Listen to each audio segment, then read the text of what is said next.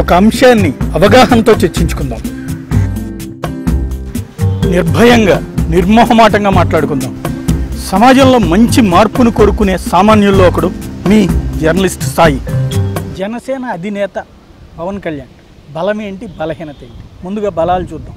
వాస్తవానికి అతనికి 10 పైసలు ఖర్చు లేకుండా ప్రజలందరూ పెద్ద ఎత్తున తరలిస్తారు. ఎక్కడికి వెళ్ళినా వేలు కాదు లక్షల్లోనే అభిమానులు ఉన్నారు. ఎక్కడికి వెళ్ళినా కూడా వెంట పరిగెత్తుకొచ్చేటువంటి క్యాడర్ అదంతా కూడా. మూడవది, ఆయన ఏ అంశాన్ని అయితే తీసుకుంటారో అది బాగా హైలైట్ చేయగలరు.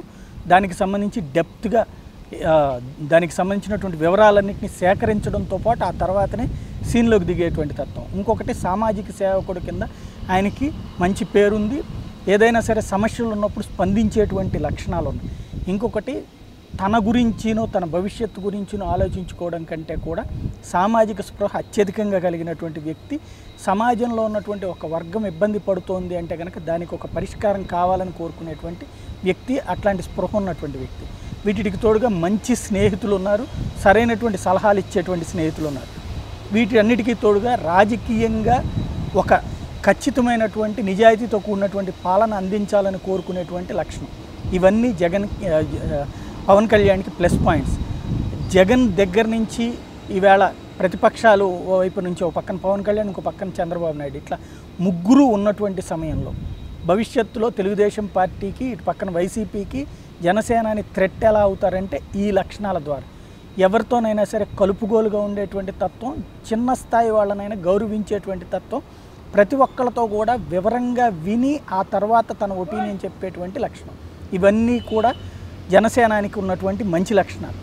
అదే సమయంలో ఆయనకు ఉన్నటువంటి మైనస్లు చూసుకుంటే, ఇంతకుముందు ప్రజారాజ్యం పార్టీ తరఫున పెద్ద ఎత్తున ప్రచారం చేయడం, ఆ తర్వాత ఆ పార్టీ మూతబడిపోవడం, ఆ పార్టీ కాస్త కాంగ్రెస్లో విలీనమైపోవడం, అప్పుడు చెప్పినటువంటి సామాజిక తెలంగాణ కావాలన్నటువంటిది కావచ్చు, లేదంటే కనుక అన్ని వర్గాలకి సమానమైనటువంటి అవకాశాలు రావాలనేటువంటి మాటలైతే కావచ్చు, ఇవేవి కార్యాచరణకు నోచుకున్నటువంటిది.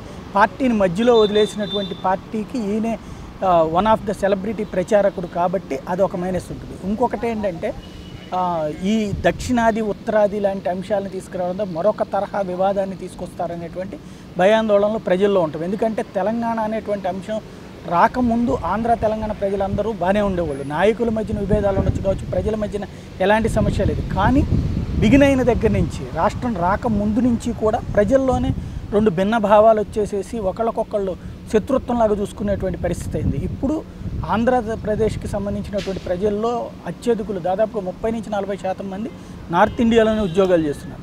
అట్లాంటి ఉద్యోగాలు చేసేటువంటి వాళ్ళు అక్కడ ఎట్లాంటి వివక్షలకి గురి కావట్లేదు. ఆ వివక్షని ఈయన ఇక్కడి నుంచి బిగిన్ చేస్తే ఆయన నుంచి అదే ప్రచారంలోకి వస్తే ఎలాంటి ప్రాబ్లం అవుతుంది అనేటువంటిదే ఆలోచించకుండా మాట్లాడుతున్నారన్నటువంటి కాన్సెప్ట్. ఇవి ఆయనకు ఉన్నటువంటి మైనస్ని ప్లస్ చేసుకోవాలంటే కన్స్ట్రక్టివ్గా ఉండేటువంటి పాయింట్స్, అందులో ప్రత్యేకించి ప్రజలకు ఏం అవసరాలో, ఏ అంశాలని తను ప్రస్తావిస్తున్నారో ఆ అంశాలకు సంబంధించినటువంటి పరిష్కారాలని ముందు పెట్టి, దాంతోపాటుగా అవతల ఉన్నటువంటి లోపాలను కూడా ప్రస్తావించాలి. అటు తెలుగుదేశం పార్టీ చేస్తున్న తప్పులు కావచ్చు, వైసీపీ చేస్తున్నటువంటి తప్పులు కావచ్చు, సరైన సమయంలో ప్రస్తావించడంతో పాటు దాని మీద దానికి ఎగనెస్ట్గా సీరియస్గా మాట్లాడగలగాలి, వాళ్ళని తిప్పికొట్టగలగాలి. అలా తిప్పికొట్టడంతో పాటుగా నిర్మాణాత్మకంగా మాట్లాడినప్పుడు పవన్ కళ్యాణ్కి ఉపయోగపడుతుంది. ప్రస్తుతం బలాలు ఎక్కువ ఉన్నాయి, బలహీనతలు తక్కువ. ఆ బలహీనతలను అధిగమించి బలాల్ని పూర్తిగా ఉపయోగించుకోవడంతో పాటు అదనపు బలాల్ని సమీకరించుకుని గ్రౌండ్ లెవెల్లో కార్యకర్తలుగా ఎవరు ఉండాలా? పర్టికులర్గా ఇప్పుడు ఉన్నటువంటి సమస్య అదే ఉంది. ఇప్పుడు ఉన్నటువంటి అభిమానులే కార్యకర్తలు అవుతారు, లేకపోతే కొత్తగా కార్యకర్తలను తయారు చేస్తారు. వాళ్ళకి మధ్యన ఎట్లా సమన్వయం చేస్తారన్నటువంటిది ఇప్పటికీ తెలియనటువంటి పరిస్థితి ఉంది. అదొక క్లారిటీ ఇచ్చి దానికి కూడా ఉన్నటువంటి సందేహాలని తెరదించి తొందరగా రాజకీయ ప్లాట్ఫామ్ని సరిగ్గా తయారు చేసి తన ఒక్కడే వన్ మ్యాన్ షోగా కాకుండా కింద స్థాయి లీడర్లను డెవలప్ చేసి రోడ్డు మీదకి పంపించి సరైనటువంటి నిర్మాణాత్మకమైనటువంటి పాత్ర పోషిస్తే భవిష్యత్తులో మంచి హోప్స్ ఉంటాయి. అలా బలాలు బలహీనతల్ని బేరీజ్ వేసుకోవాల్సినటువంటి అవసరం ఆయనకుంది. నిజాన్ని నిజంగా చెప్పడమే నిజమైన జర్నలిజం.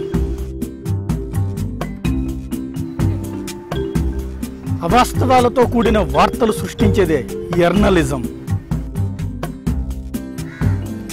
ఒక అంశాన్ని అవగాహనతో చర్చించుకుందాం. నిర్భయంగా నిర్మోహమాటంగా మాట్లాడుకుందాం. సమాజంలో మంచి మార్పును కోరుకునే సామాన్యుల్లో ఒకడు మీ జర్నలిస్ట్ సాయి.